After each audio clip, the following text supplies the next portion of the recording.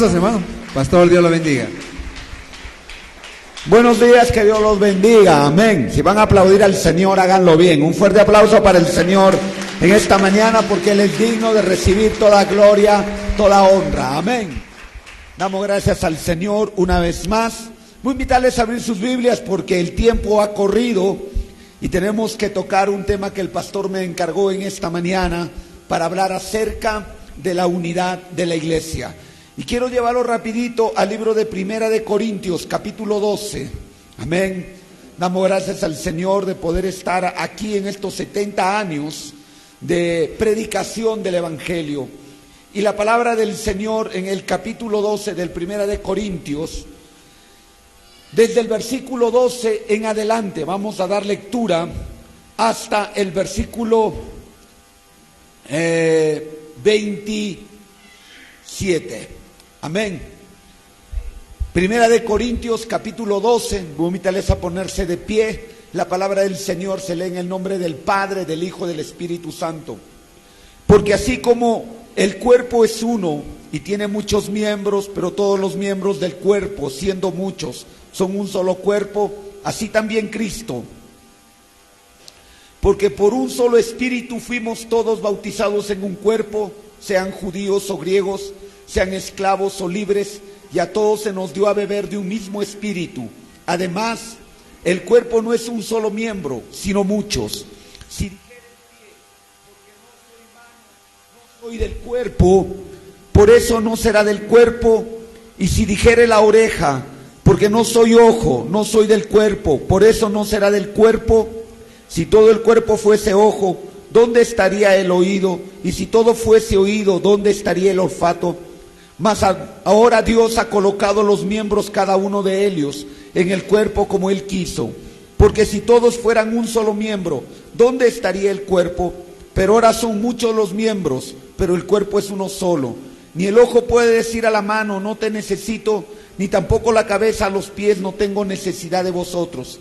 Antes bien, los miembros del cuerpo que parecen más débiles son más necesarios, y aquellos del cuerpo que nos parecen menos dignos, a estos vestimos más dignamente, y a los que nosotros son menos decorosos, se tratan con más decoro. Porque los que en nosotros son más decorosos no tienen necesidad, pero Dios ordenó el cuerpo dando más abundante honor al que le faltaba, para que no haya desavenencia en el cuerpo, sino que los miembros todos se preocupen los unos por los otros. De manera que si un miembro padece, todos los miembros se duelen con él, y si un miembro recibe honra, todos los miembros con él se gozan. Vosotros pues sois el cuerpo de Cristo, miembros cada uno en particular. Señor, te damos gracias en esta mañana, oh Dios.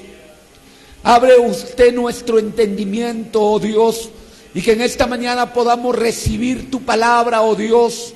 En estos 70 años de aniversario, tú habla a tu iglesia, Lirio de los Valles, aquí en Pomarongo, Señor, para que Jesucristo, nuestro Señor, pueda ser glorificado, pueda ser exaltado en todo tiempo. Gracias te damos en esta mañana, Señor, que podamos decir como dijo el salmista: en mi corazón he guardado tus dichos para no pecar contra ti. Oh Dios, que tu palabra sea escrita por tu Espíritu Santo, como ella misma dice, en nuestras mentes y en nuestros corazones, para vivir para la gloria y para la honra de tu nombre. Gracias te damos, Señor, en el nombre precioso de Cristo Jesús, nuestro Señor y nuestro Salvador.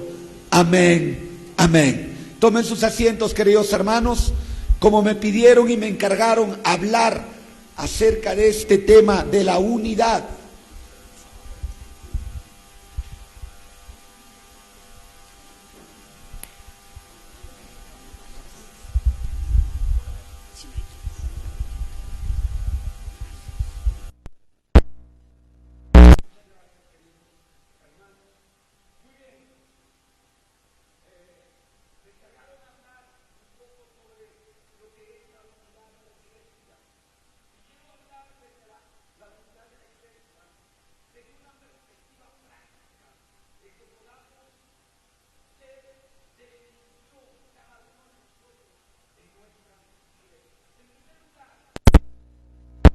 un ejemplo, porque esto es muy importante para poder darle el valor lo que la palabra del Señor nos enseña.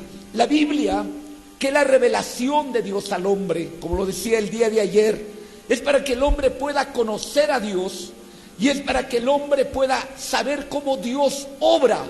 Porque a veces tenemos ideas equivocadas de cómo es Dios y de cómo Dios obra. Y además, la palabra del Señor nos va revelando los principios y los mandamientos que Dios tiene para los hombres. Y en la Biblia no es un libro de detalles, por ejemplo. La Biblia es un libro de principios que transforma nuestra vida, que transforma la vida del hombre, que transforma la familia y que transforma la sociedad. Un principio o una ley es aquello que no cambia en el tiempo. Por ejemplo, esto es un principio. Acá yo tengo mi licencia de conducir y cada vez que yo suelto mi licencia va a ocurrir lo mismo, va a caer. Y podemos estar todo el día haciendo esto y ustedes también. Esto es un principio. ¿Por qué cae cualquier cosa que soltamos? Por una ley, por un principio que está dentro del planeta, se llama la ley de la gravedad. Así, en la Biblia, nosotros vamos a encontrar los principios de Dios para la vida de los hombres. Y cuando tú y yo decidimos desafiar un principio de Dios, cuando tú y yo decidimos violentar un principio de Dios, vamos a tener problemas, no solamente en nuestra vida, sino también en nuestra iglesia. Por ejemplo, si tú decides a este principio de la ley de la gravedad desafiarlo y vas al tercer piso de la escuela y te tiras, entonces vamos a tener problemas, porque más de un rato vamos a estar tomando café en tu velorio. Amén. Porque no vas a decir tú, bueno, yo no estoy de acuerdo con este principio, yo me voy a tirar y me voy a quedar en el aire. No es así. Cuando uno desafía un principio, asume las consecuencias. Y la Biblia es un conjunto de principios de Dios. Y Dios no cambia. Dios es inmutable. Dios es inconmovible. Él no cambia. Él ha establecido un principio. Y en el tiempo no varía ese principio. El Señor no cambia. Por eso es que Él dijo, el cielo y la tierra pasará, pero mis palabras no pasará. Y en esta mañana yo quiero hablar de algunos principios que enseña la Biblia para mantener la unidad en la iglesia. Cuando los creyentes observan este principio y viven en él, van a poder contribuir, amén, a la iglesia. ¿Cuántos quieren que su iglesia crezca? Amén, ¿seguros? ¿Cuántos quieren la bendición de Dios para su iglesia? Amén. Todos queremos que nuestra iglesia crezca, ¿sí o no? Amén. Yo soy pastor de una iglesia en Cajamarca que fundé hace 22 años atrás. Amén. Ahora somos un promedio de 90, 100 hermanos en la iglesia. Amén. Ese es el promedio ahora que tenemos. Pero fuimos una iglesia muy pequeña. Fuimos una iglesia chiquita que empezamos con niños. Con niños. Empezamos con niños. Cuando yo fui al óvalo musical para abrir la iglesia allí, yo fui de cero. Yo llegué un domingo a las 5 de la tarde para hacer el culto y no llegó ni un niño. Y nuestro pastor nos había enseñado, muchas gracias, pastor. Nuestro pastor nos había enseñado que tenemos que empezar el culto. Así no haya nadie, porque el culto no es para los hombres, el culto es para Dios. Así que yo me paré al frente y comencé a orar y empecé el culto en oración. Y no llegó nadie todavía. Y empecé a cantar los himnos, porque no teníamos ni teclado, ni ministerio de alabanza, absolutamente nada. Y empecé a cantar los himnos solito y la gente pasaba por al frente y se mataba de risa porque decían, ese pata está loco. Porque el evangelio es locura. Amén. Y luego los niños se acordaron que había culto, llegaron a las 5:30 de la tarde. Ya les pude predicar y enseñar. Y así empezamos la iglesia. Y hay principios en la Biblia que cuando tú respetas esos principios y los observas en tu vida, tú vas a bendecir tu iglesia. Tu vida bendecirá tu iglesia. El problema es que hay creyentes que suman en la iglesia y hay creyentes que en lugar de sumar, restan en la iglesia y son una piedra de tropiezo para el crecimiento de la iglesia. Y yo quiero compartir en esta mañana, uno de esos principios para que la iglesia pueda crecer es la unidad, hermanos. Es la unidad. Amén. Pero la unidad a veces es un pensamiento, una idea. La pregunta es cómo yo materializo la unidad en mi iglesia. ¿Cómo es que somos prácticos en la iglesia? Vamos a ponerles un ejemplo. Amén. Supongamos alguien de usted está enamorado. Amén. Qué lindo es estar enamorado, ¿sí o no?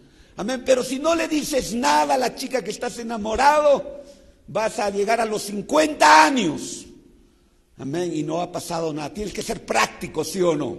Amén. Ese amor lo tienes que poner en obra. Yo tengo un amigo que se enamoró de una chica en el campo. Él vive en Choctapampa y la chica vivía en la montaña de Yanaúma, en Oxamarca, y la distancia son 3 horas de camino. Y entonces recuerdo que había ido yo a una conferencia con él y dormimos en la misma noche en el cuarto y me contó su historia y me dijo: pastor, yo fui para ir a verla, caminaba desde Choctapampa y me iba hasta la montaña de Yanaúma y ahí me paraba al frente de su casa, pastor. El tipo estaba obrando porque estaba enamorado, ¿me entienden? Entonces ya la chica lo veía ahí, la lluvia, el frío, ya pues lo llamaba, ya, ¿me entienden? Le llamaba a ver, le decía y ya, el chico se acercaba a la casa, ya le daba su caldo verde con su quesillo, ok, y entonces así pudo llegar a la casa hasta que pudo hablar y pudo entender todas estas cosas, porque él estaba obrando, haciendo cosas prácticas. La vida cristiana, la vida en la iglesia, tiene que haber cosas prácticas. El pasaje donde hemos dado lectura nos enseña un principio, que la iglesia es un cuerpo. Amén. Que la iglesia es un cuerpo. Y yo quiero leer solamente para que ustedes tengan una idea. Amén. El versículo 25 dice la Biblia: para que no haya desavenencia en el cuerpo. O sea, para que no haya daño en el cuerpo. Desavenencia es daño, desorden. Para que en el cuerpo no se genere problemas, eso es desavenencia.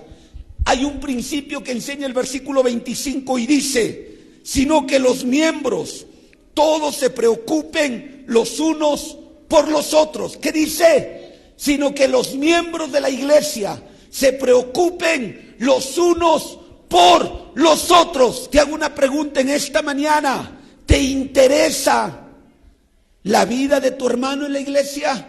¿Te importa la vida de tu hermano en la iglesia? Para que no haya desavenencia, dice la palabra del Señor. Entonces el principio, la iglesia es un cuerpo, es un conjunto de personas, donde no decimos, bueno, yo soy, no me importa el resto. Cuando tú estás haciendo eso, cuando tú vienes a la iglesia con ese pensamiento, cuando tú vienes a la iglesia con esa idea, entonces lo más probable es que vamos a terminar haciendo daño a la iglesia. Por eso dice el versículo 26, 27, vosotros pues sois el cuerpo de Cristo y miembros cada uno en particular. Yo no voy a hablar más profundamente de la iglesia porque ustedes conocen la doctrina, pero lo que yo quiero que tú entiendas es que la iglesia es un cuerpo. Eso lo enseña el Señor en su palabra. Y muchas veces nosotros lo olvidamos y comenzamos a vivir la vida cristiana como si no perteneciéramos a un cuerpo, como si no perteneciéramos a la iglesia. Y cuando eso comienza a ocurrir en tu vida, entonces hay desavenencia, hay daño, perjudicas a la iglesia. En esta mañana, el objetivo de la enseñanza es que tú puedas, a la luz de las Escrituras, decir: ¿soy de bendición en mi iglesia? ¿O soy alguien que está causando desavenencia? ¿Hay alguien que está causando problemas? ¿Saben? La historia de la iglesia enseña que han habido hombres que han sido de bendición en la iglesia. Y la historia de la iglesia enseña que también ha habido hombres que han sido un problema, que han sido una dificultad, que han sido, hermanos, no una bendición, sino una maldición para la iglesia. Y saben, estoy seguro que en estos 70 años de esta iglesia de Lirio de los Valles, también la iglesia habrá tenido que pasar momentos difíciles por hombres, no por la iglesia en sí misma, sino por hombres que en su egoísmo y en su idea humana pensaron que el problema solamente era para ellos, pero el problema alcanzó a toda la iglesia. Entonces, cuando somos cristianos, cuando somos cristianos tienes que entender que lo que haces en tu casa también afecta a la iglesia. No, pastor, sí le afecta a tu iglesia. Si tú le pegas a tu esposa en tu casa, no vayas a pensar que no afecta a tu iglesia. Afecta a tu iglesia. Tu comportamiento, tu trabajo y en tus negocios, no vayas a pensar que no afecta a tu iglesia. Sí afecta a la iglesia donde tú congregas. Ese es el problema, que pensamos que lo que yo haga fuera de la iglesia no afecta a la iglesia y no le causa desavenencia, y sí lo hace. ¿Me entienden? Entonces tenemos que empezar por ahí, porque la iglesia es un cuerpo. Entonces, cada vez que tú vas a hacer algo en la sociedad, cada vez que tú vas a hacer algo en la calle, cada vez que tú vas a hacer algo en tu vida, en el lugar donde vayas, tú tienes que decir: lo que hoy voy a hacer, ¿bendice a mi iglesia o no bendice a mi iglesia? Los miembros de la iglesia de Pomarongo tendrán que decir en este lugar: lo que hoy yo voy a hacer en Pomarongo, ¿bendice a mi iglesia o no bendice a mi iglesia?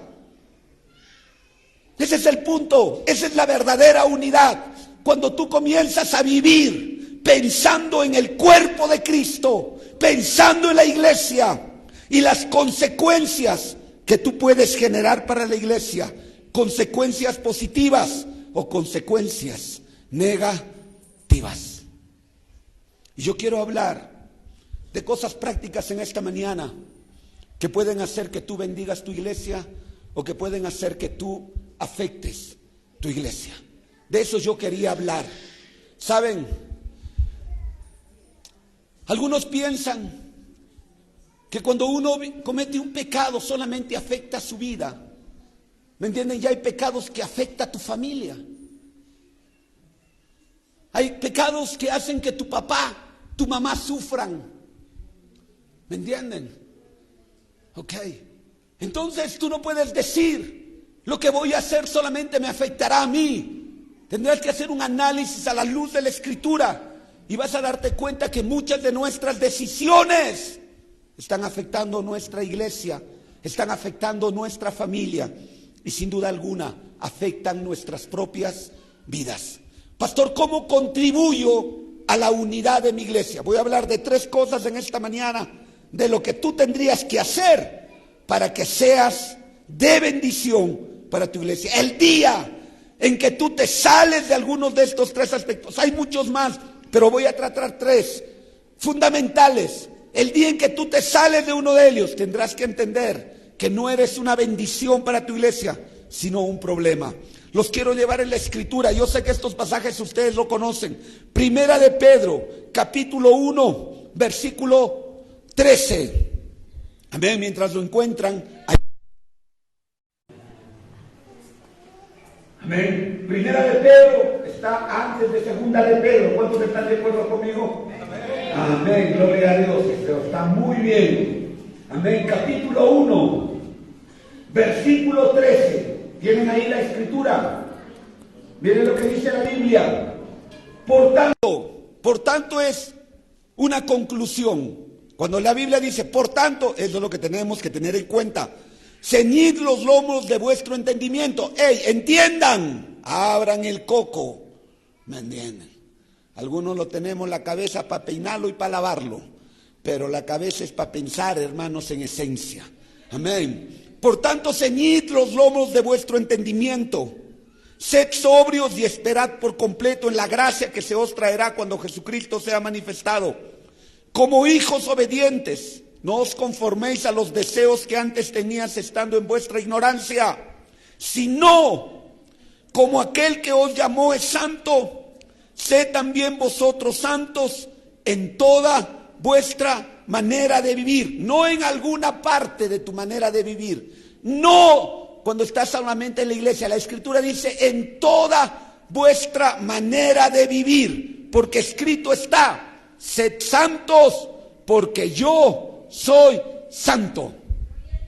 ¿Sabes? Cuando tú estás en unidad con la iglesia, cuando tú comienzas a vivir una vida de santidad en el lugar donde te encuentres, cuando los creyentes aman su iglesia, aman la obra del Señor y aman al Señor, lo primero que el creyente se preocupa es en tener una vida de santidad apartada del pecado. ¿Saben? Cuando hay creyentes que están dentro de la iglesia y que están viviendo en pecado, hermanos, le están haciendo un daño tan grande a la iglesia. Es un impedimento para que la iglesia pueda crecer. Y sobre todo, cuando hay líderes, y hablo desde el pastor de la iglesia, desde el pastor de la iglesia hasta el líder, los diáconos, los líderes de las ramas. Tú quieres bendecir esta iglesia, ya te dieron el cargo, gloria a Dios. ¿Entiendes lo que significa el cargo? ¿Entiendes la responsabilidad y el privilegio? Explicaba el día de ayer, lo que es acordado en la tierra, es acordado en el cielo. Y el día en que acá te pusieron las manos y te pusieron de líder, de diácono, de líder de jóvenes, de líder de niños, de líder de mujeres, eso fue acordado en el cielo, hermano. No es cosa poca. Es una gran responsabilidad delante de los ojos de Dios. Entonces, pastor, ¿cuál es mi primera labor para bendecir la iglesia? Cuidar tu vida, viviendo una vida de santidad. Si tú no lo haces, y tú comienzas a vivir y te olvidas de esto, y comienzas a vivir en una vida de pecado, tienes que comprender que lo que estás haciéndole daño no es solamente a tu propia vida, sino que estás haciendo daño profundo a la iglesia. ¿Me entienden? Por eso es que muchas veces la iglesia no ha crecido en determinados lugares, porque la gente del mundo sabe cómo vivimos y saben que no estamos en una vida de santidad ajustada a la palabra del Señor. El pueblo de Israel, hermanos, no pudo tomar a Jai. Ya esto es lo que quiero que entiendan. Había una ciudad que conquistar, y con esto voy terminando esta parte porque quiero ser práctico. Josué, que estaba tomando la tierra prometida, la siguiente ciudad que tenía que tomar era Jai. Había tomado la más grande, Jericó, y tuvo que tomar Jai. Y él mandó unos espías y le dijeron: para tomar Jai necesitamos unos 3,000 o 4,000 hombres, no envíes a todo el ejército. Y dice la Biblia que Josué envió para tomar Jai y fueron derrotados. Y Josué vino, estaba delante de Dios llorando, y el Señor le dice: levántate, Josué, deja de llorar. El pueblo ha pecado y ha tomado del anatema y lo han escondido para que nadie lo vea.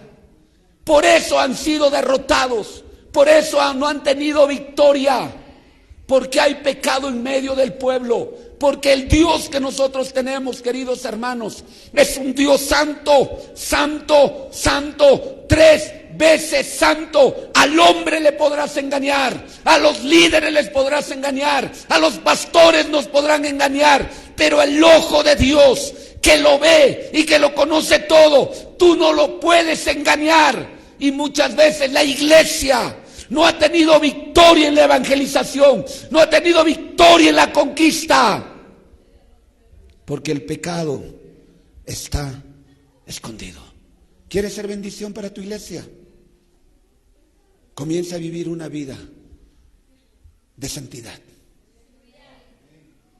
como enseña la palabra del Señor. Amén.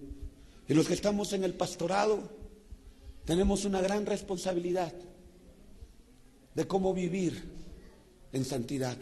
Hermanos, yo al lugar a donde yo voy a predicar mucho en el campo, demasiado, ¿me entienden?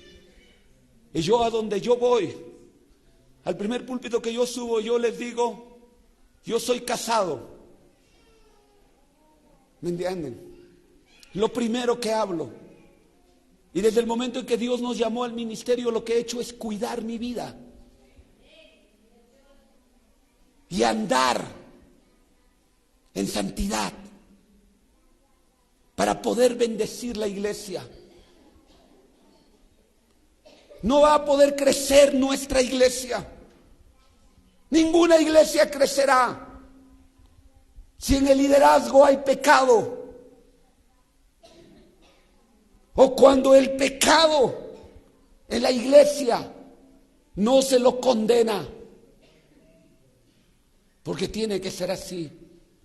Cuando uno quiere ser parte y quiere contribuir a la unidad de la iglesia, lo primero que tú y yo tenemos que hacer es vivir una vida de santidad. Y yo te hago una pregunta en esta mañana para terminar esta parte. ¿Estás tú viviendo una vida de santidad? ¿O hay pecados ocultos en tu vida que no los conocemos, que no los haces aquí, pero sí en otros lugares? Pastor, ¿cuál es el camino? ¿Renuncio de la iglesia? ¿Me voy de la iglesia? No, la Biblia enseña un camino, es el arrepentimiento. Los creyentes dicen, entonces me voy de la iglesia. Los creyentes dicen, renuncio. No es el camino. El camino que enseñó la palabra del Señor es, hijitos míos, si habéis pecado, abogado tenemos para con el Padre el justo, para con el Padre a Jesucristo el justo. Si confesamos nuestros pecados, Él es fiel y justo para perdonarnos y limpiarnos de toda maldad. Pastor, ¿cuál es el camino? El arrepentimiento. Cuando te vas de la iglesia, no es porque estás obedeciendo la Biblia, es porque el diablo te engañó. Y sabes, el diablo, dice la Biblia, que es padre de mentira. Y él ha usado el mismo método que usó en el huerto del Edén. En el huerto del Edén, él engañó al hombre, a Adán y Eva. ¿Tú crees que el diablo ha cambiado de método? El diablo no ha cambiado de método. El diablo sigue con el mismo método, engañando a la humanidad en todas las latitudes. ¿Y cómo seré yo un hombre que evite ser engañado? Cuando vea la verdad del Evangelio. ¿Sabes qué quiere el diablo y el enemigo? Que te salgas de la iglesia. El Señor quiere que te quedes. Pero pastor, estoy en pecado. El camino es el arrepentimiento. Y está solucionado el problema. Eso es lo práctico. El día en que tú te vas de la iglesia, eres una presa fácil. Así que es mejor estar dentro de la iglesia, y concluyo con esto esta parte, que estar fuera de la iglesia. Punto número 1. Pastor, yo quiero contribuir a la unidad de mi iglesia. Comienza a vivir en santidad. Allí en tu trabajo tienes que primero decir que eres cristiano. Ok, cuando estás con tu grupo de amigos, ya saben lo que hablan los amigos, ¿no? Sí. Los amigos mundanos solamente hablan de mujeres y de sexo. Y ahí están los cristianos. Horas de horas. ¿Sí o no? El día de ayer, en la noche, la mitad de la iglesia se fue a las 11. Pero si hubiera habido fiesta, se hubieran quedado hasta las 5 de la mañana. No hay hambre, ni sueño, ni frío. ¿Me entienden?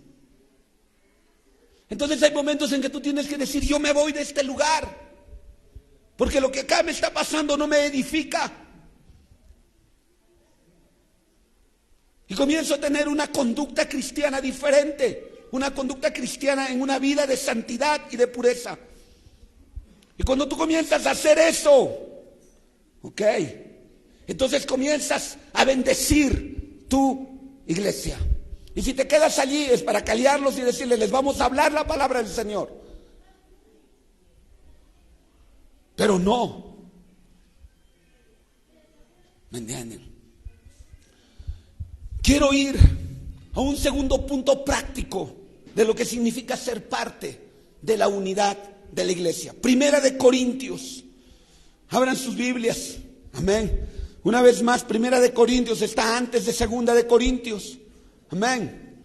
Versículo 58.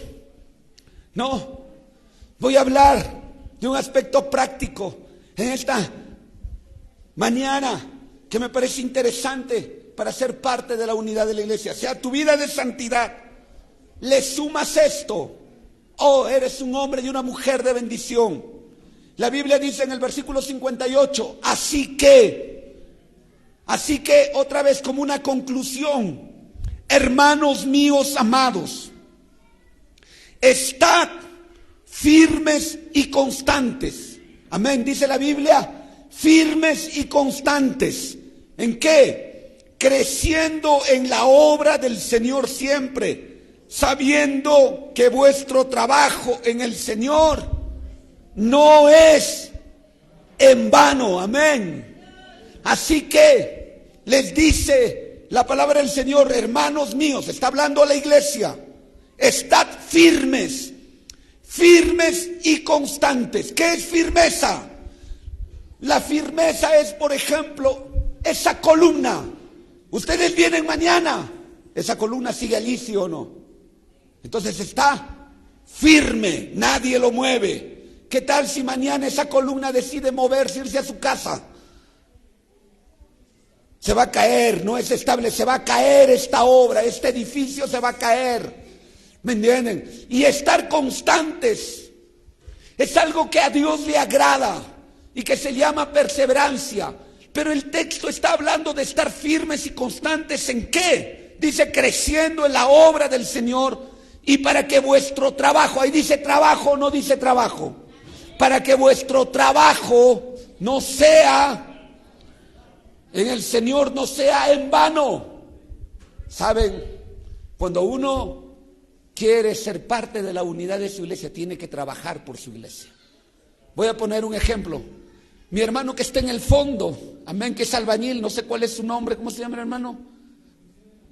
Ahí está de casaca verde, no me quiere ver. Ahí está, amén, ahí. ¿Cómo se llama el hermano de casaca verde? Joel. Conversábamos con él, me dice ayer, pastor, yo soy albañil. Amén, gloria a Dios. Imagínense que yo quiero construir mi casa y lo voy a contratar al hermano Joel. Ok, amén, muy bien. El hermano Joel viene a construir mi casa y me dice, bueno, pastor, yo voy a trabajar todos los lunes en su casa de 7 a 8 de la mañana. ¿Cuándo lo terminará mi casa? La casa ya será para mis hijos, ¿verdad? Porque yo me voy a morir y no lo va a terminar. Amén.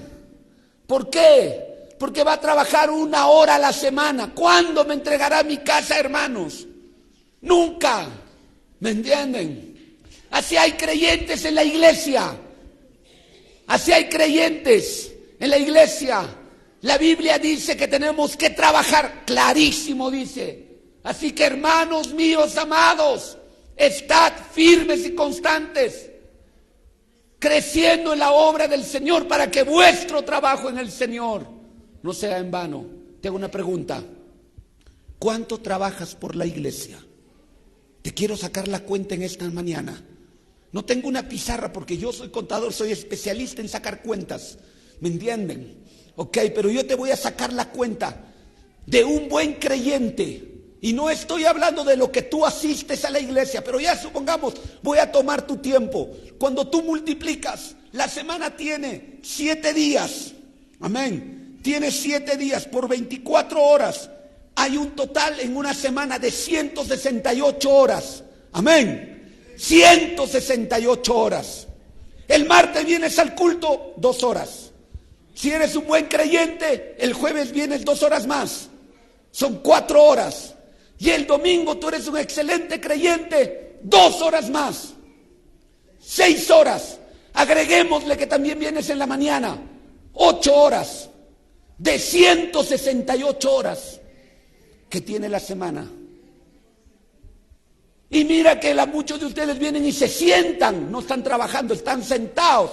El que está trabajando en este momento soy yo, ustedes están disfrutando. Y algunos vienen a dormir. Amén. Entonces te pregunto, ¿cuánto es tu trabajo? Le decía a mi hermano César, que está en esta mañana acompañándome, que le pedí que me acompañara. Estuve ayer en Celendín por la mañana, predicando en la mañana, desfilando en la mañana por el día de la Biblia, por el mes de la Biblia. Y viajamos de Celendín hasta aquí. Yo sabía que el viaje iba a ser largo y cansado y le pedí a César y le dije, ayúdame para que me ayudes con la camioneta para manejar. Y cuando terminen esta mañana volveré, porque hoy por la tarde tengo que predicar en mi iglesia. Y no quiero llegar cansado, necesito a alguien que me ayude. ¿Me entienden? Entonces, le comentaba cuando veníamos. Y yo le decía, ¿sabes? Cuando mi papá venía a trabajar por estos lugares, dejaba mi casa, mi madre nos dice, por 15 días. Desaparecía 15 días. 15 días.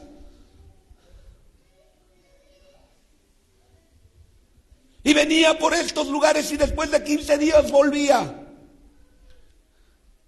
Porque cuando uno quiere ser bendición en su iglesia, tiene que trabajar, tiene que entregar tiempo, tiene que dar tiempo. ¿Cuánto tiempo entregas para la obra del Señor?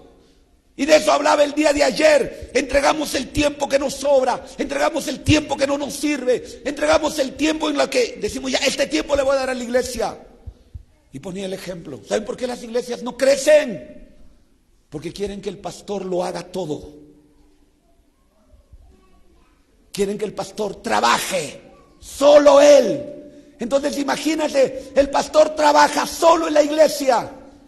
¿Cuándo lo edificará la iglesia solito? Está como mi hermano Joel, que si lo contrato en mi casa para que él solito lo haga la casa. ¿Cuándo lo acabará? Tu pastor necesita apoyo.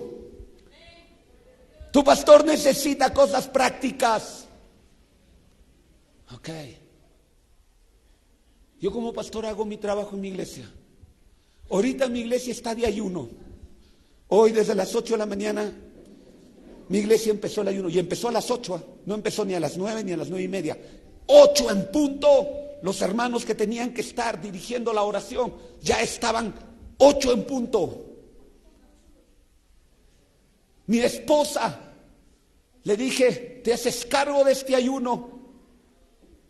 Estás antes de las 8 para ver los hermanos que tienen que dirigir. Y si no llega nadie, tú dirige la oración. Y mandé el programa del ayuno y dije, estos son los hermanos que tienen parte en el ayuno, van a hacer esto. Este es su trabajo. Y tienen la responsabilidad de venir delante del Señor. ¿Me entienden? La pregunta es, ¿qué haces tú por la obra del Señor? ¿Qué haces? Esa es mi pregunta. ¿Cuál es la última vez que has evangelizado, la última persona que te has tomado un tiempo del domingo y has dicho, voy a visitarlo a mi prima y voy a hablarle del Señor? Y has orado y has dicho, voy a tomarme un par de horas de mi vida en lugar de dormir o ver televisión o ver mi celular, voy a hablarle a esta persona de Cristo. Cuando el pastor está preocupado en organizar la campaña evangelística, ¿a tú a quién traes para que pueda escuchar la palabra del Señor? Eso es trabajar. Trabajar es dar tu tiempo. Eso es ser parte de la unidad de la iglesia. La unidad de la iglesia no es venir y sentarnos juntos.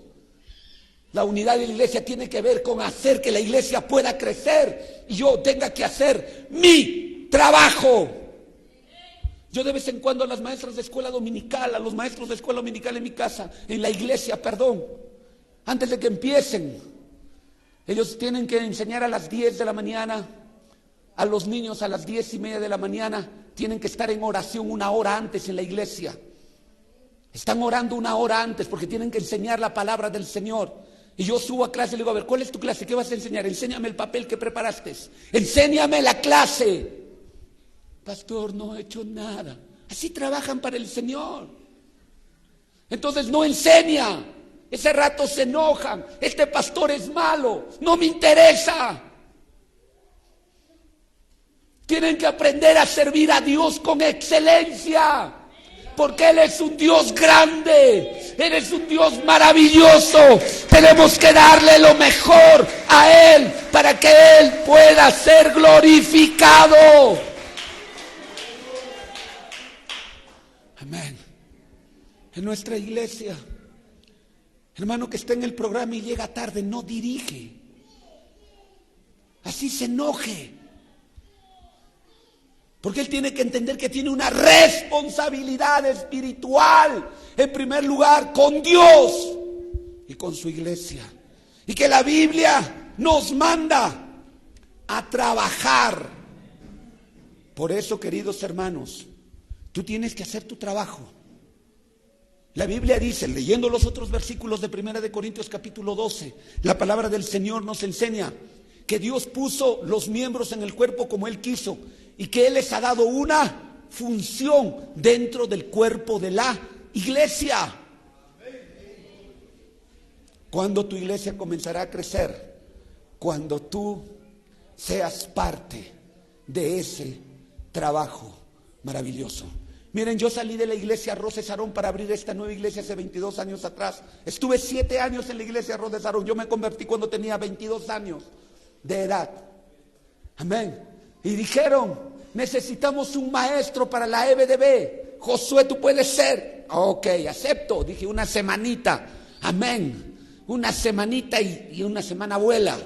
Y cuando estaba yo el domingo en la clausura de la EBDB, comiendo mi gelatina y mi canchita, porque ya terminó la EBDB, se acercó el director de la escuela dominical y dijo, Josué, necesitamos un maestro de escuela dominical y hemos pensado que tú puedes hacerlo. Amén. Y yo dije dentro de mí, Señor, ¿y ahora qué hago? Todos los domingos tengo que enseñar. Y acepté. Y así empezó el ministerio. Y cada domingo, hermanos, antes de enseñar, media hora de oración. Y luego íbamos a las clases, enseñábamos a los niños. Cada domingo, porque entendíamos la responsabilidad espiritual. Y trabajábamos para que la obra del Señor creciera. Si todos aquí hiciéramos nuestro trabajo espiritual de la iglesia, que no es solamente venir y sentarte, sino que tengo que hacer, pastor, vaya a visitar a esa hermana, y usted va y visita a esa persona, vaya a predicar a tal persona, y usted va, toma su tiempo y hace la obra del Señor. Entonces la iglesia, cuando usted ora a favor de otros, cuando hay una oración de intercesión, es trabajo espiritual para que la gente pueda venir a Cristo Jesús. Entonces, verdaderamente estás unido a la iglesia. ¿Saben qué me preocupa? Me preocupa que hay hermanos que solamente quieren participar cuando la iglesia está de aniversario, hay fiesta. Después el resto del año desaparecen. No hacen absolutamente, solamente vienen a comer al aniversario. En su casa no les han preparado comida.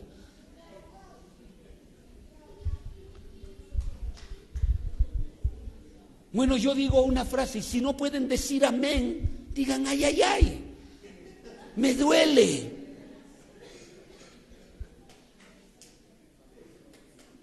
Pero cuando yo veo la Biblia, cuando yo veo la primera iglesia, esa iglesia que conquistó el mundo en el siglo I, una iglesia llena del Espíritu Santo, es una iglesia que estaba trabajando incansablemente, a pesar de que había persecución.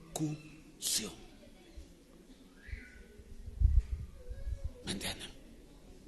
Hermanos, hay mucho trabajo que hacer. Amén. Hay mucho trabajo que hacer. Jesús dijo, la mies es mucha y obreros faltan. Orad al Señor de la mies para que envíe obreros a la mies. Así se ha hecho la obra por hombres y por mujeres que han trabajado incansablemente. No ha aparecido así de la nada. Acá hay personas que pueden dar testimonio de esto. Por eso ha crecido la obra de esta manera. Punto 2. Entonces, si tú vives en santidad y trabajas en la obra del Señor, no estoy diciendo que descuides tu casa, porque eso no lo vas a hacer, pero a eso le agregas el tiempo para trabajar por la obra del Señor, tu iglesia comenzará a crecer. Tu iglesia comenzará a crecer, porque no trabaja uno. Pero si mi hermano Joel le digo que construye mi casa y mañana se va él y lleva 5 personas más para que trabajen con él, en 6 meses me entrega mi casa, ¿sí o no, hermano? Amén. Ok. ¿Por qué? Porque todos estamos trabajando. Todos estamos trabajando. ¿Saben por qué hay mucha gente que no quiere ser pastor de una iglesia? Porque conoce la iglesia y sabe que él va a estar solo trabajando. Él tiene que abrir el templo, él tiene que instalar los equipos, él tiene que traer el equipo. El resto, bien, gracias. Chévere. Ese pastor queremos, que haga lo que nosotros queremos. Amén. Yo soy al revés. Yo lo programo todo para el mes. Y les digo a los hermanos, yo vendré el jueves y predicaré. Nada más. Usted dirige, usted canta, usted ensaya, usted hace lo que tiene que hacer. ¡Haga su trabajo en la iglesia! Para que la iglesia crezca. ¿Me entienden? Solamente es eso. Eso es todo. El resto tiene que hacer su trabajo. Le digo al ministerio de intercesión, ustedes tienen que orar 5 de la mañana. Para eso se han puesto en el ministerio de intercesión. ¿O solamente quieren nombre y título? ¿Y qué hacemos? No hacemos absolutamente nada. Por eso la iglesia no crece, porque no trabajamos. Amén. Porque no trabajamos absolutamente nada. Voy a poner un ejemplo más extremo, es cristianos así. Imaginen que yo lo contrato al hermano Joel. Disculpe, hermano Joel, que lo esté tomando en esta mañana. Lo están conociendo en toda la radio Nueva Visión. Amén. Ok, y le digo, hermano, tengo una cocinita para que me enchape en mi casa, ya compré todos los materiales, ahí los tengo. Y el hermano Joel dice, Pastor Josué, el lunes estoy a las 8 de la mañana. Y entonces yo a las 7:30 agarro y me salgo de la casa, le echo llave las puertas y me voy. Y a las 8 de la mañana llega el hermano Joel, todas las puertas cerradas, toca la puerta. Nadie abre. Y yo vengo por la tarde, a las 5 de la tarde, a las 6 de la tarde. Oye, Joel, no has hecho nada, pe. ¿Se va a enojar el hermano Joel conmigo, no? ¿Qué me va a decir? Oye, yo vine, pero estaba cerrada la puerta. Así hay creyentes que además que no quieren hacer nada, son un estorbo para que otros hagan. Le dicen, tú no puedes hacer nada porque tú eres nuevo, yo soy viejo. Yo ya voy 5 años, tú recién 3 meses, no vas a hacer nada. Pum, le cierran la puerta. Mira, yo conozco harta Biblia, tú no conoces nada.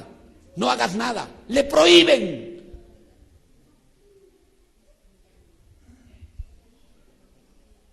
Quitan oportunidades. ¿Cuándo estará mi cocina así, pastor? Nunca, ¿sí o no, mi hermano? Nunca voy a tener una cocina enchapada, ¿sí o no? Porque cada vez que usted vaya, la puerta estará cerrada. Nunca lo hará. Y luego me estaré quejando. Ese hermano Joel no lo hace en mi cocina. Comenzaré a hacer un habla atrás. Ese maestro no lo contraten porque ese no cumple. Nunca le abrí la puerta. Nunca le dimos una oportunidad a nuestros jóvenes, aquellos que tienen la posibilidad de reemplazarnos en el ministerio, de ejercer el ministerio. La primera vez que vine a Chillabamba lo encontré a mi hermano Juan, me contaba algo de mi papá y me decía, tu papá me enseñó a tocar, tu papá nos enseñó a cantar, tu papá nos enseñó a predicar, nos enseñó la palabra, porque dejó abierta la puerta. para que otros predicaran, para que otros enseñaran. ¿Me entienden? Hay una oportunidad. El mundo ha cambiado, hermanos. El evangelio no ha cambiado, pero tenemos que ese evangelio que no ha cambiado, darle a ese mundo que ha cambiado completamente. Yo tengo una reunión de jóvenes los sábados, solamente para adolescentes. Y tengo un liderazgo de adolescentes. Yo les digo, ustedes se hacen cargo. ¿Ok? Yo vendré y predicaré para los jóvenes cada 15 días. Me preparan el culto para los adolescentes. Y tengo 25, 30, 40 adolescentes el sábado para escuchar la palabra del Señor. Y todos son creyentes, no son creyentes. No me interesa que sean creyentes, pero el día en que escuchen la palabra y el Espíritu Santo toque sus mentes y sus corazones, Él los convertirá a Cristo. El Señor, su palabra que leemos, no volverá vacía, sino que hará todo lo que Él quiere, dice la palabra del Señor. Tenemos que trabajar. Amén, tenemos que entregar nuestro tiempo. Y este grupo de líderes ha sido fiel. Cada sábado han negado su vida para hacer otras cosas, para estar trabajando en la iglesia. ¿Me entienden? Punto número 2. Si quieres ser parte de la unidad de la iglesia, tienes que trabajar por tu iglesia. Y voy a ir a la tercera parte, y con esto termino. Hechos capítulo 20. Amén. Hechos capítulo 20. Amén. Versículo 35. Hechos capítulo 20, versículo 35. ¿Cuál es el otro elemento práctico para que mi iglesia pueda crecer y ser parte de la unidad de la iglesia?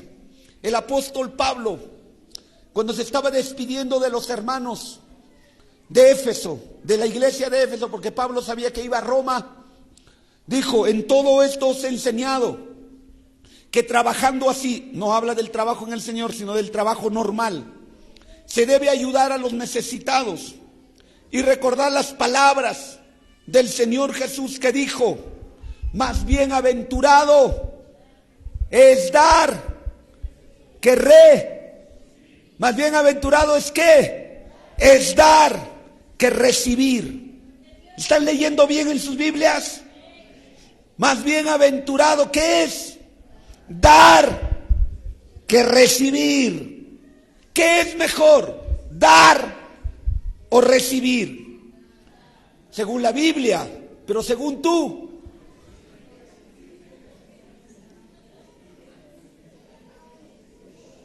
Según nuestra cultura peruana, ¿me entienden? Según la cultura sudamericana, estamos acostumbrados a que nos den. No estamos acostumbrados a dar. Y entonces cuando vienes a la iglesia, vienes con el mismo pensamiento de que la iglesia me tiene que dar. Y le dicen al pastor: pastor, ¿no tendrá una biblita que me regale? Quiere recibir.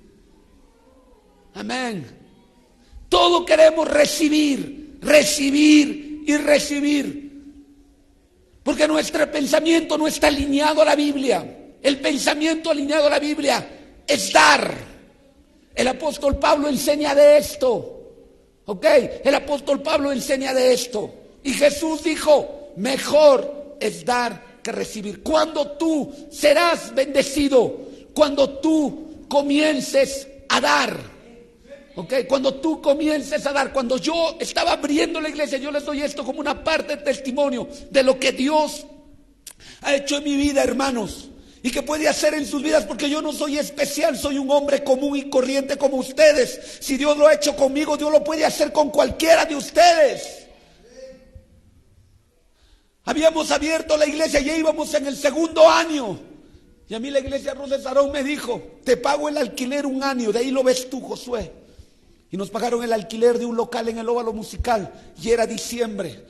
Y yo decía: Dios mío, y ahora no hay plata para pagar el alquiler. ¿Ok? Era harto. Hace 22 años atrás tendría que pagar yo el alquiler de 350 soles, hermanos. Era harto. Y entonces en esa primera semana de diciembre llegó una anciana a la iglesia y dijo: pastor, voy a congregar, tengo mi casa acá abajo, soy hermana de años. Y luego yo hablé el tema en la iglesia y la hermana dijo: pastor, vamos a mi casa. Nos fuimos a su casa, pero su casa estaba metida en un callejón y la iglesia no estaba siendo conocida. Yo dije: no, la iglesia acá no crece, tenemos que sacarla a un lugar donde es visible, donde la gente pueda verla. Y entonces vi un terreno vacío en esa urbanización, lo busqué al dueño, lo encontré y le dije: necesito la mitad de su terreno, quiero hacer ahí mi iglesia. Y ella le dijo: le doy a usted 2 años gratis, haga usted una media agua, a partir del tercer año le voy a cobrar. Ok. Entonces fui a hacer la media agua, hermanos. Éramos muy pocos.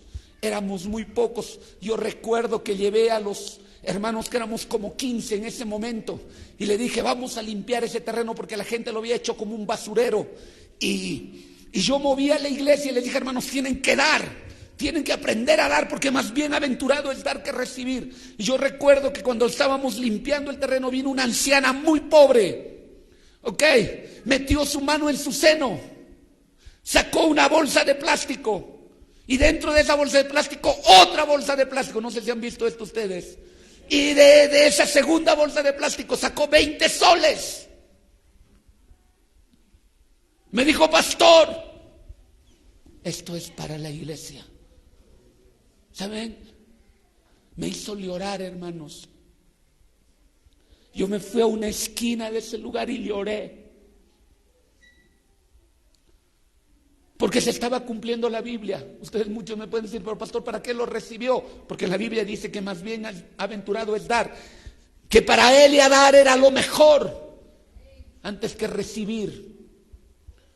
Y construimos las paredes. Y hermanos, faltó la cobertura y yo recuerdo que puse toda la plata que yo tenía de mis ahorros. Todo. Yo estaba ahorrando para comprar una moto, porque la moto me la habían robado. Y la moto que mi papá me regaló me la habían robado en Cajamarca. Y yo puse toda la plata. Me quedé, pero cero total. Y me faltaban los fluorescentes. Y yo recuerdo que llamé a un hermano de la iglesia y le dije: hermano, ¿no conoces usted una ferretería? Sí, me dijo: quiero que me fíen 6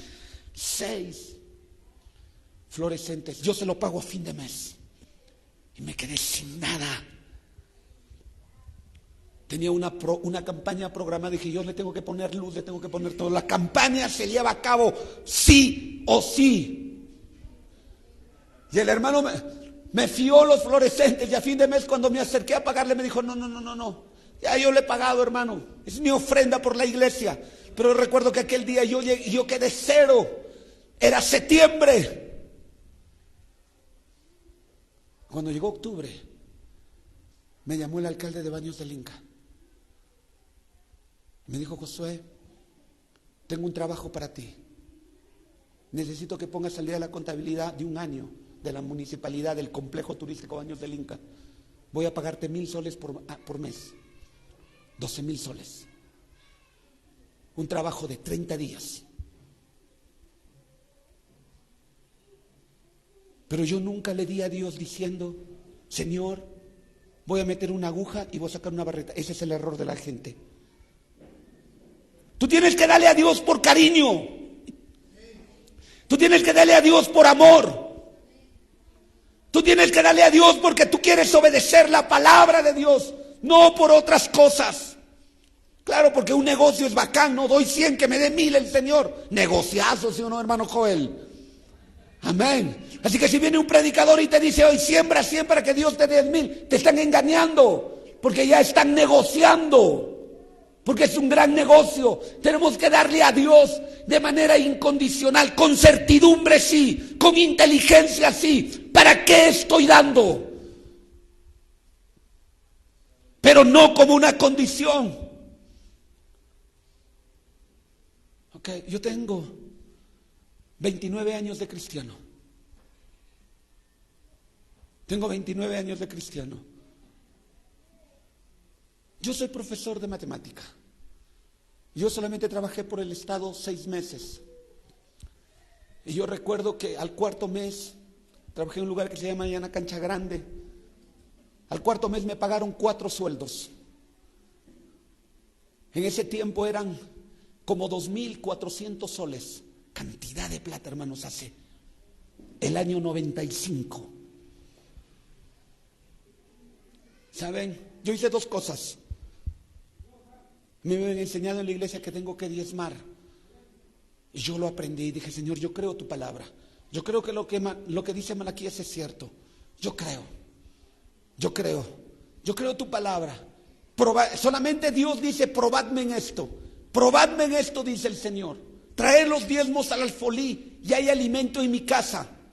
Y dice el Señor, probadme en esto y yo abriré las ventanas de los cielos y derramaré bendición hasta que sobreabunde. Los que tienen problemas teológicos con el texto, porque dicen, ese es el texto que usan todos los pastores para enseñar del diezmo. Mira, yo te puedo enseñar el diezmo sin usar este texto. No tengo tiempo en esta mañana. Tengo toda una enseñanza donde no toco Malaquías. Y el diezmo está en toda la Biblia, desde Génesis hasta Apocalipsis, como una doctrina y como un principio. El problema es que los hombres no lo creemos porque toca algo delicado en nuestras vidas, que es el dinero. Y el dinero tiene poder espiritual. Por eso es que por el dinero mentimos, por eso es que por el dinero matamos, por eso es que con el dinero nos divorciamos de nuestra esposa, por eso es que por el dinero nos peleamos con nuestros hermanos por la herencia. ¿Te has preguntado por qué? Porque el dinero y las riquezas tienen poder espiritual y cuando tú lo obvias, el dinero te puede llevar a la perdición. Dice la Biblia que el siervo de Eliseo, llamado Giezi, codició los vestidos y el oro de Naamán. Y cuando regresó y lo escondió en una cueva, Eliseo le dijo, Giezi, ¿de dónde vienes? Me fui a visitar a mi hermano. No, le dice Giezi, ¿acaso mi espíritu no estaba allí cuando le pediste al Naamán? Por lo tanto, la lepra que estaba en él será sobre ti y sobre tus generaciones. Giezi se perdió. Estaba al lado del hombre más extraordinario, uno de los hombres más extraordinarios, uno de los profetas más extraordinarios de Dios, Eliseo.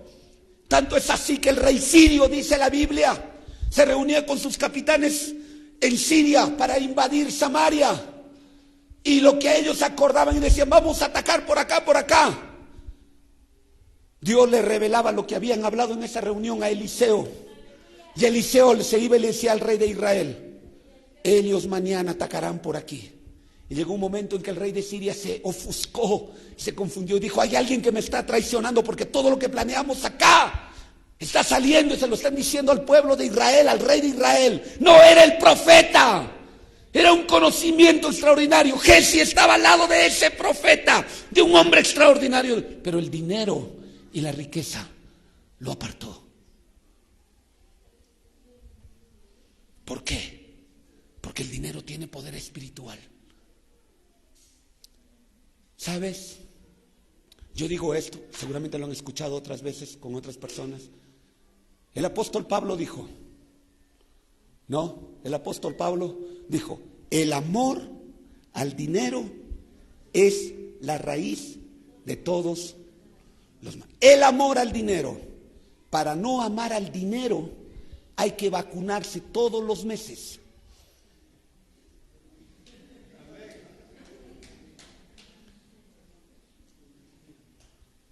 Para no amar al dinero, porque el dinero lo amamos. Permítanme sacar un billete, no como una falta de respeto a la iglesia, sino para que ustedes tengan una idea.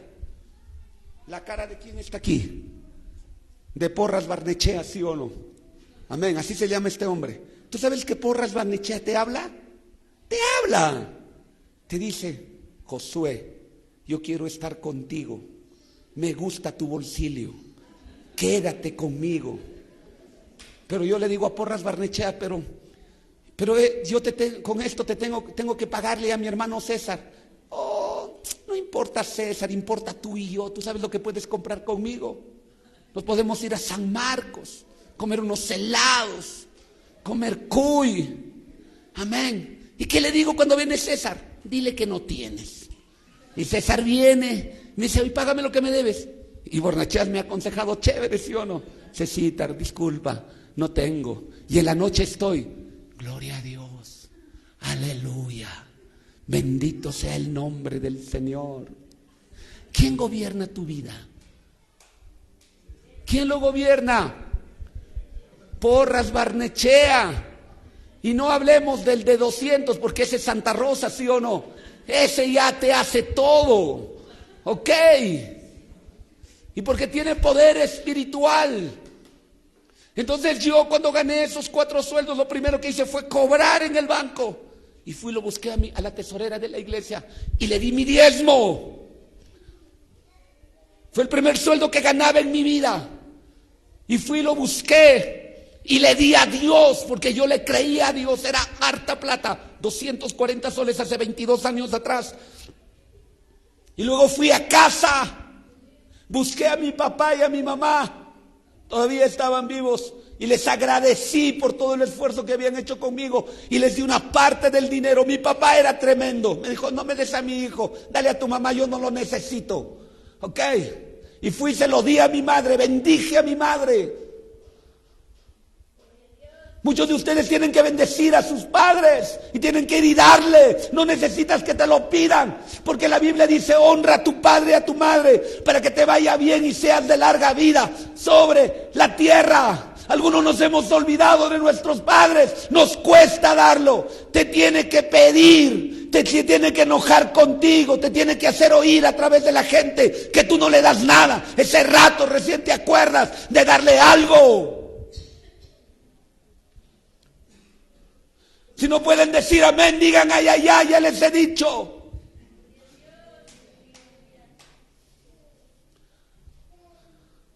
Hermanos, tenemos que aprender a dar, no solamente en la iglesia, sino en nuestra casa. Y la Biblia dice que el que no provee para los de su familia es peor que los incrédulos y ha negado la fe. Y desde aquel día, hermanos, yo no he dejado de diezmar por más de 28 años. Para mí el diezmo es una práctica, no es una teoría, es una práctica. Por eso que mi Dios me ha bendecido demasiado. Yo no necesito buscar trabajo y Dios lo sabe, Dios me lo ha dado. Dios me envía personas, hermanos, para ofrecerme trabajo y lo hacemos con cariño y para la gloria y para la honra de Dios. Hay cosas que tú tienes que aprender a dar para que tu iglesia pueda crecer. ¿Cuánto gana un profesor? Y con esto termino y me voy. ¿Cuánto gana un profesor? 2.200, 2.500 gana un profesor. Amén. Ok. ¿Está bien pagado o está mal pagado? Amén. ¿Cuánto gana un ingeniero? Un ingeniero gana 3.000, 4.000, 5.000 en el lugar donde viva. ¿Cuánto gana un médico en el estado? 8.000, 9.000, 10.000 soles, hermanos, gana un médico. ¿Cuánto gana un contador, una enfermera? Todos ganan 2.000, 3.000, 4.000. ¿Cuánto gana el pastor? A nada, ¿no? ¿Cuánto gana el pastor? Les pregunto. En tu mente es que el pastor no tiene que ganar nada. O sea, el hombre de Dios, el siervo de Dios, ese es menos que todos, que no ganen nada. Por eso es que la iglesia no crece, porque la iglesia no quiere dar, porque la iglesia no quiere bendecir al hombre de Dios.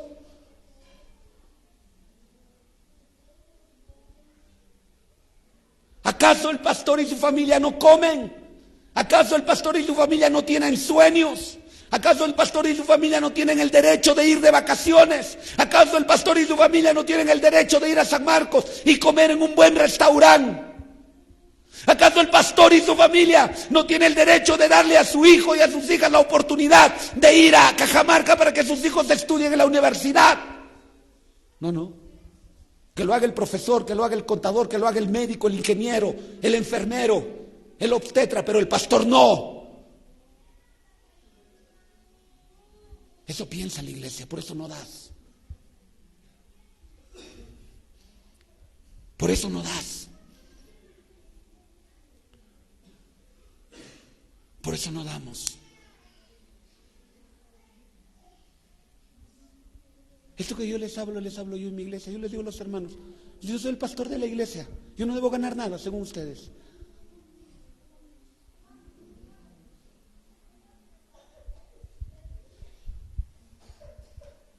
¿Entienden, hermanos? ¿Entienden la Biblia? ¿Entienden la Escritura? ¿Entienden la Escritura? Eso es la Escritura. Eso es la Escritura. Y podría decir en esta mañana un principio, que si lo digo muchos van a quedar medios locos. Hermanos, ¿me entienden? Para que ustedes tengan una idea. No. A veces hay aspectos, no, que la iglesia no entiende.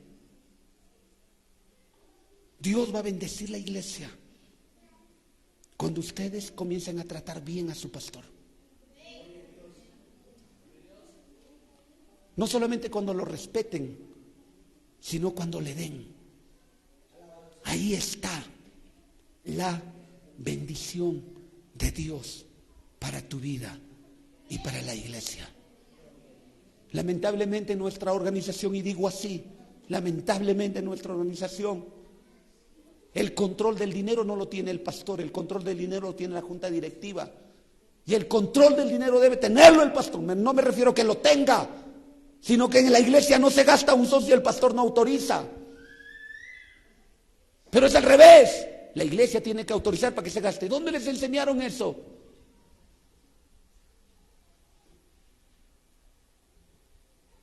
No está en la Biblia. Lean, si ustedes tienen problemas, 2 de Corintios, capítulo 8 y 9, cuando Pablo promueve una ofrenda para la iglesia de Jerusalén. Y entonces quiero terminar en esta mañana diciéndole a la iglesia de Pomarón en estos 70 años, tienen que ser generosos. Pablo, termino con esto porque Pablo, él cometió un error. Pablo, miren, Pablo reconoce en la Biblia que él cometió un error. Amén. Y le digo a mi pastor David, no comete ese error. No lo cometa. Pablo lo cometió, yo lo he leído. Y yo dije, Señor, yo no voy a cometer este error con Pablo. Como Pablo. Pablo lo reconoce. Pablo lo reconoce. Amén. Pablo lo reconoce.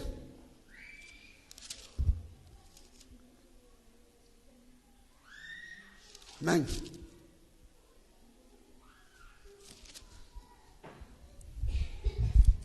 Segunda de Corintios capítulo 12, versículo 13. Márquenlo en sus Biblias.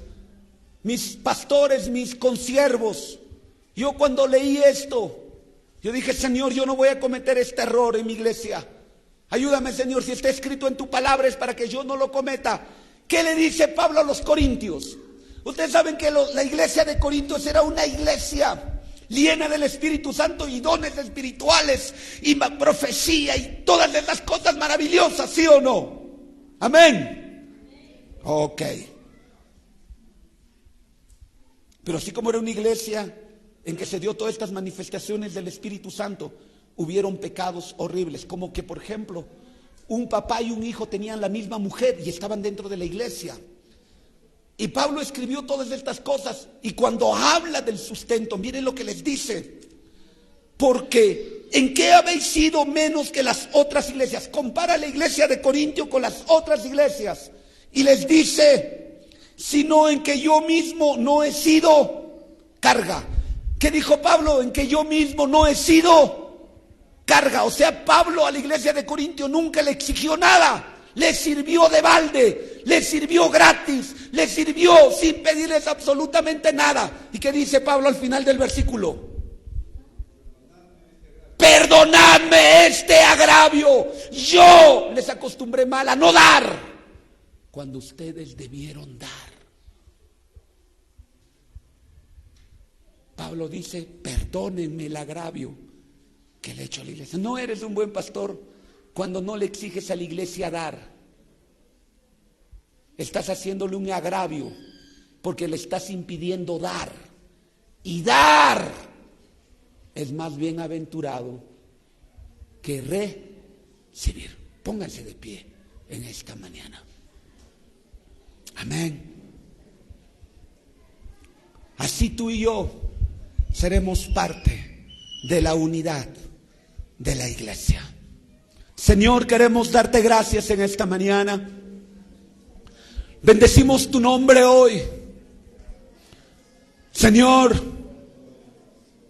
queremos que esta iglesia que hoy cumple 70 años pueda ser esa luz que tú un día levantaste en este lugar, para que muchos hombres y mujeres y las generaciones que vengan puedan servirte y adorarte a ti, Señor. Pero hoy estamos aquí nosotros como parte de esta iglesia.